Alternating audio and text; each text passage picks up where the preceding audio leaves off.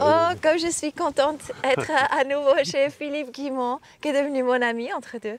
Et on vient de faire des magnifiques balades ici, dans les Hauts-de-Provence, chez Philippe, à Estachon, juste en dessous de Sisteron, où il a vraiment son havre de paix. Il n'y a juste pas un bruit, vraiment un environnement juste absolument magique.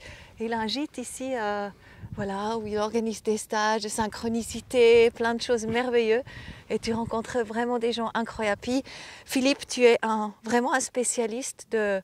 Quelque part, tu connais la matière, je pense, comme presque personne d'autre, puisque tu es scientifique, tu as étudié la matière, tu as étudié l'intelligence artificielle. Oui. Et à la fin, tu es venu vraiment à cette révélation extraordinaire, car il n'y a rien plus fort que le cœur et l'amour.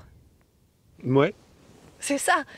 Et tout ce que tu fais maintenant, c'est en fait vraiment amener ça dans le monde, de faire comprendre aux gens rationnels comme ça qu'est-ce qui compte vraiment dans la vie. Et tu le mets vraiment plus concrètement en pratique.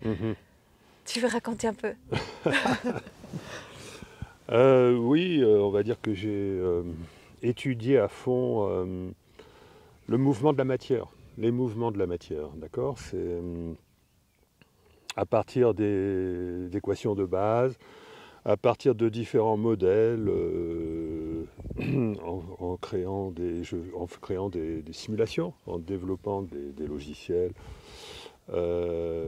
où les objets matériels sont en interaction les uns avec les autres, par exemple des boules de billard, mais ça peut aussi être des neurones mathématiques, toutes sortes de choses sur lesquelles j'ai fait des calculs très poussés, très sioux. Et donc c'est en apprenant à aller très très loin dans ces calculs et à essayer d'étudier les conséquences de l'absence de précision dans les positions, C'est le les scientifique qui parle, vitesses. on est d'accord, hein, parce Hein. que là, Comment? pour moi, c'est déjà difficile de suivre, mais Oui, mais alors, comment dire, donc non, mais c'est important de comprendre ça, ah parce oui, que il y a ça plein c'est de gens, je suis sûre, qui comprennent. on fait une pause là? Non, non, vas-y seulement. Bon, non, c'est important de comprendre que, si on veut comprendre ma démarche, c'est vraiment que moi, au départ, je suis un mécanicien, pas un mécanicien automobile, mais un mécanicien qui utilise les mathématiques pour faire des calculs compliqués, qui intéressent des mouvements de matière, des interactions, des neurones, toutes sortes de choses. Et c'est en faisant ça que je me suis rendu compte qu'il y avait une limite fondamentale à la mécanique qui est largement sous-estimée par les physiciens en général, parce que lorsqu'on travaille que avec les équations, on ne se rend pas compte du problème qui existe dans les interactions. Bon, alors je vais pas expliquer tout ça, mais du coup, je me suis rendu compte que la mécanique ne pouvait pas, mais vraiment pas, déterminer le cours des événements. Et pourtant, le cours des événements, il est déterminé puisque le futur est déjà réalisé. Et ça, c'est quelque chose qu'on ne peut pas éviter. On peut pas, c'est incontournable. Bon, je ne vais pas expliquer pourquoi. C'est quelque chose qui est... Qui est aussi dans ton livre, Le Grand Virage. oui, c'est quelque chose qui est admis en physique. On doit travailler avec l'idée que notre futur est déjà réalisé. Donc après, la question, c'est de savoir, mais est-ce que il pourrait changer? Est-ce que ça nie notre libre arbitre? Et d'autre part, qu'est-ce qui crée le futur ou qu'est-ce qui le modifie, puisque ça ne peut pas être la mécanique? Donc c'est Alors voilà. Donc si ça ne peut pas être la mécanique, est-ce qu'il est possible que ça soit quelque chose qui opère dans l'infiniment petit? La réponse est oui. Et ça, je l'ai démontré dans mes calculs, dans mes publications, dans de belles revues d'ailleurs. J'ai démontré que dans l'infiniment petit, quel que soit, enfin vraiment à une échelle, mais alors minuscule de chez minuscule, 10 puissance moins 35 mètres, j'ai démontré que les moindres variations d'informations à ce niveau-là ont le même impact que des grandes variations à notre échelle, simplement il y a juste un temps de retard, qui n'est pas long d'ailleurs. Et donc ça veut dire que l'information qui est liée à ce qu'on appelle la gravité quantique, bon, eh ben, c'est cette information-là qui modifie nos lignes temporelles, qui modifie notre futur. Et donc, comme c'est quelque chose qui est en lien avec l'intention, avec la conscience, j'en ai déduit Oui, que la conscience, c'est la conscience qui agit sur le futur bien avant qu'on y soit. Et ceci est confirmé par plein d'autres approches, et notamment en physique, le modèle holographique de l'univers, qui nous montre que l'information dans l'univers, dans l'espace, tout ce qu'on vit, tout ce qu'on voit, toute cette matière, etc., eh bien, une théorie qui décrit cette information est équivalente à une théorie qui décrit l'information sur une surface horizon de cet univers. C'est-à-dire qu'en fait, notre univers, cette sensation de vivre dans un volume d'espace, eh ben, pourrait très bien être complètement illusoire parce que la théorie qui va déterminer donc comment cette information évolue, etc., dans le temps, etc., eh ben, elle va être équivalente à une théorie qui va faire la même chose, mais sur une surface. Et il y a quelque chose d'absolument fabuleux dans cette transformation. On appelle ça une passerelle, la passerelle de Maldacena. C'est qu'en transformant l'information d'une surface en information volumique, en plus, on découvre la gravité. C'est-à-dire que la gravitation universelle, c'est quelque chose qui résulte du modèle holographique, c'est-à-dire c'est quelque chose qui résulte de la transformation d'une information de surface en sensation d'espace. Et ça, c'est absolument génial parce que ça confirme que la conscience est liée à la gravité, parce que c'est la conscience qui fait cette transformation. Tu comprends? oui. En tout cas, je comprends l'histoire de la conscience. Et puis il y a Et là, d'autres éléments qui permettent de comprendre pourquoi l'espace c'est la conscience, c'est le fait que l'espace n'existe pas en tant que tel, qu'il est troué, pixelisé, qu'il est courbé, qu'il est non local et qu'il est en vibration. Et que ça ne peut pas être de l'espace. Hein, et justement, comme on l'a vu, si c'est de la conscience, eh bien ça résout le problème. Et dans ce cas-là, et c'est là qu'on arrive vite à cette histoire de... qu'on peut tout traverser en fait. C'est la conscience. L'espace, Oui, c'est la conscience. c'est ça. D'accord? Bon, là, c'est un peu résumé. Parce que c'est intéressant ce que tu dis avec le pixelisé, parce que tout est pixelisé. Par exemple, Christina von Dreyen, elle voit en fait les gens, elle voit la matière pixelisée. Ah oui? Eh ben, elle a une sacrée vision alors. Donc elle a vraiment une autre approche par rapport à la matière que nous. D'accord. Ouais. Eh ben, c'est impressionnant. Elle est capable de zoomer très dans J'imagine qu'elle a beaucoup de capacités. Ouais. Ok. Et donc, je continue parce qu'on n'est pas loin là. Oui. On n'est pas loin du Graal. Oui. Et donc, donc tu comprends donc tu vois là, j'ai donné 3 raisons indépendantes en fait de conclure que l'espace c'est la conscience et que les vibrations de l'espace ce sont donc les vibrations de la conscience. Et qu'est-ce que c'est que les vibrations de la conscience? Ce sont tous nos ressentis. Tous nos ressentis émotionnels, donc nos ressentis à l'essaim de là, nos ressentis au niveau des tripes, nos ressentis au niveau du cœur, nos ressentis intuitifs, d'accord? Tout ça, ça peut être modélisé de manière vibratoire. Ça ne peut pas être modélisé par le mental. Ça peut pas. Le mental, cerveau gauche, c'est quelque chose qui fait émerger le temps. Et que c'est quelque chose qu'on modélise par une succession d'images dans le temps. Alors que le vibratoire, l'émotionnel, c'est quelque chose qui n'a rien à voir. Et qui en plus, lorsque la conscience elle est en dehors du cerveau, donc le mental lui disparaît, il subsiste ce qu'on appelle la conscience intuitive, extraneuronale, comme dirait Charbonnier. Et par contre, le vibratoire augmente en intensité et en qualité. C'est-à-dire que le centre émotionnel, lui, il trouve sa pleine expression, cette sensation d'amour inconditionnel qu'ont les explorateurs, par exemple, trouve sa pleine expression hors du corps. Mais déjà dans le corps, on a Donc ces ressentis qui sont d'ordre vibratoire, qui ne sont donc pas créés par le cerveau, hein, du tout. On est d'accord. Alors il peut y avoir des ressentis de peur, hein, donc ça correspondrait, allez, simplifions un maximum aux basses fréquences. Hein, bon, c'est pas seulement une question de fréquence, hein, les émotions peuvent Mais être... les sentiments de peur, ils ne viennent pas de la tête quelque part? Parce que ça a autour...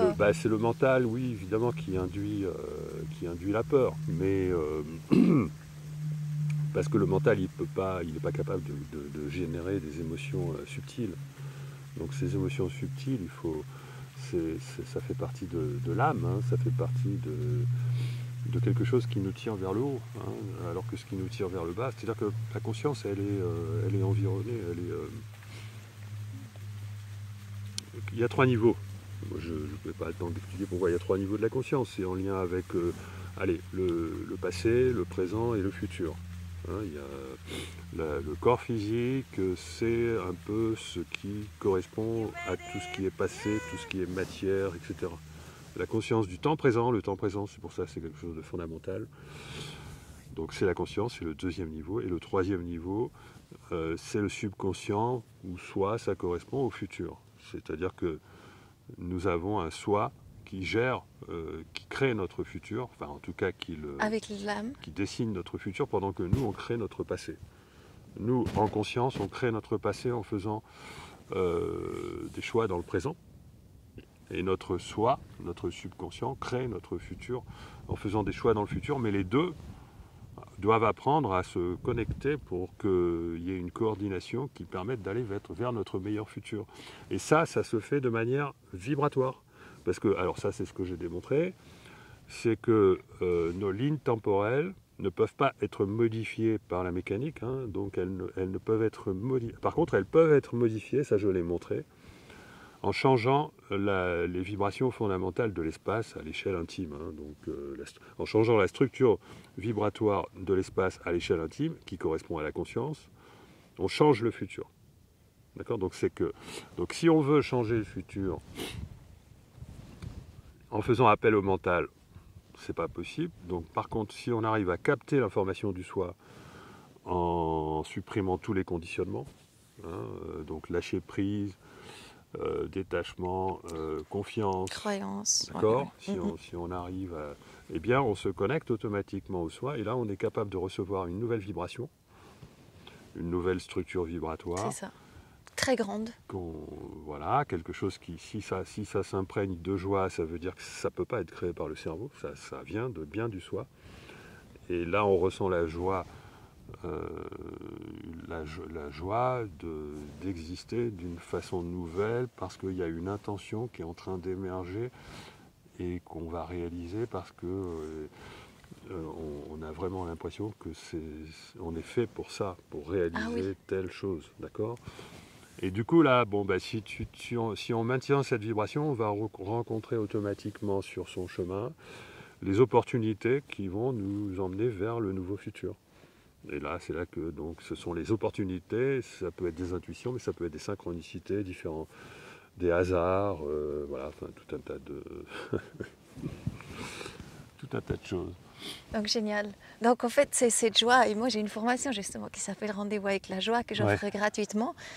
C'est en 40 jours, vraiment, quelque part, on va percer ces systèmes de croyances, etc., jusqu'à venir dans un endroit vraiment de confiance et de joie. Oui. Et par contre, actuellement, ce qui se passe sur la Terre, on est bien d'accord, les médias font tout pour ne pas laisser émerger cette joie. Donc comment tu vois ça ? Comment je vois Parce qu'on veut empêcher que nous on vienne tous dans notre plein potentiel. Tout se passe comme si quelque chose voulait nous empêcher de nous éveiller. Mais c'est ça. Oui, tout se passe comme si. Pourtant, mais j'ai pas l'impression que les journalistes aient conscience des bêtises qu'ils racontent. Pas l'impression. Il doit y avoir une force au-dessus qui. On a l'impression, hein, tout se passe comme s'il y avait une grande manipulation.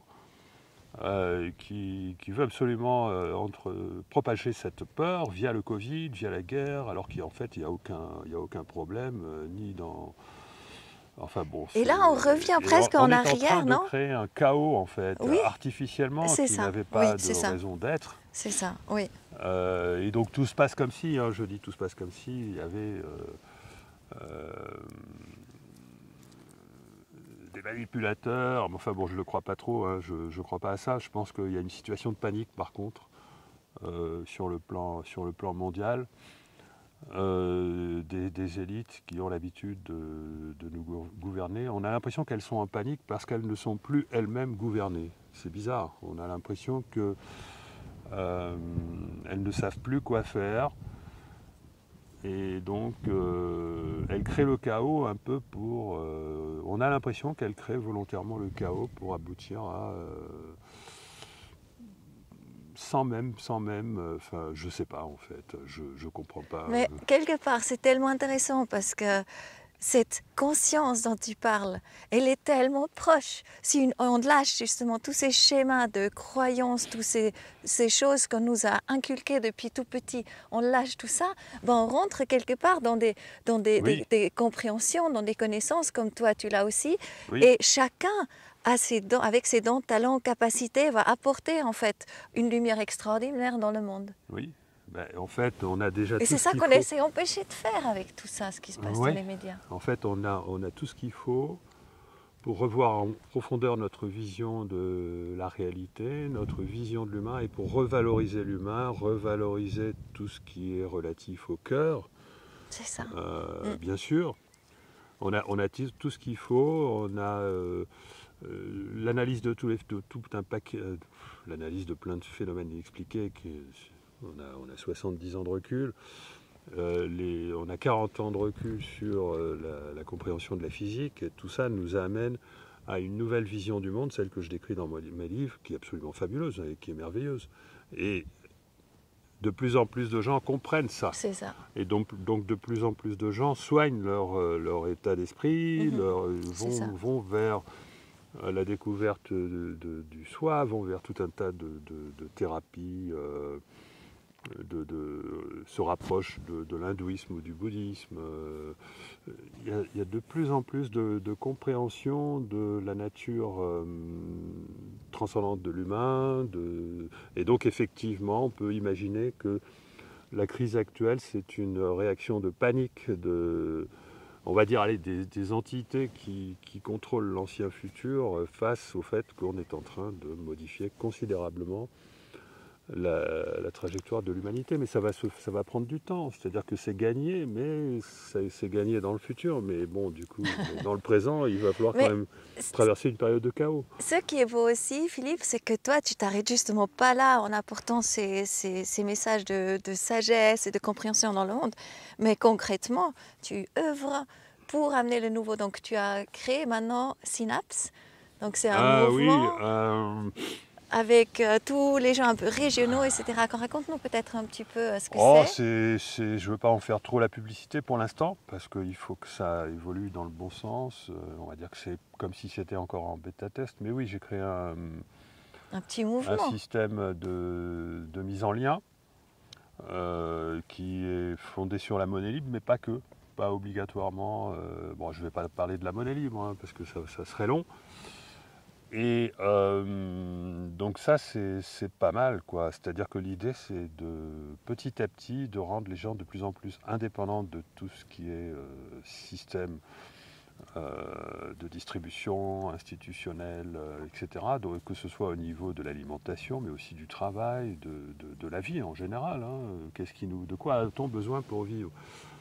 Alors donc rendre les gens de plus en plus indépendants donc, de ce dont on a, voilà, du système, des banques, etc. Et donc ça consiste à apprendre à vivre ensemble. Donc il faut vraiment reconstruire de nouvelles façons de vivre, de nouvelles façons de vivre ensemble. Et je développe effectivement des outils avec l'aide d'un informaticien très doué à Forcalquier. En fait, c'est pas moi qui le développe, moi je suis un peu le concepteur, c'est tout. Et je fais pas que ça, je fais aussi des ateliers expérimentaux euh, en m'étant rapproché d'un groupe de personnes du Café des Libertés de Forcalquier. On se connaît maintenant depuis un an parce qu'on a œuvré voilà, enfin, on a été contestataire des mesures sanitaires, sans masque, j'ai pris une douzaine d'amendes, toutes contestées, etc. Bon, ça nous a rapprochés parce qu'on rencontre dans ce groupe des gens de cœur. Ah oui, oui, c'est... Et ils sont tous dans cette nouvelle intention de créer du nouveau, d'aller vers un nouveau monde. On ne sait pas comment l'appeler, moi je l'ai appelé le futé lumineux. Oui. Et ils sont OK pour travailler avec moi, faire des ateliers expérimentaux en totale gratuité. Pour justement voir, parce que moi j'ai beaucoup travaillé au niveau individuel sur comment provoquer les synchronicités, j'aimerais faire quelque chose d'analogue mais au niveau collectif, justement de manière à ouvrir plus facilement les portes du nouveau futur. Voilà, je fais ça aussi, donc je fais aussi, du fait que j'ai cet environnement, je fais venir...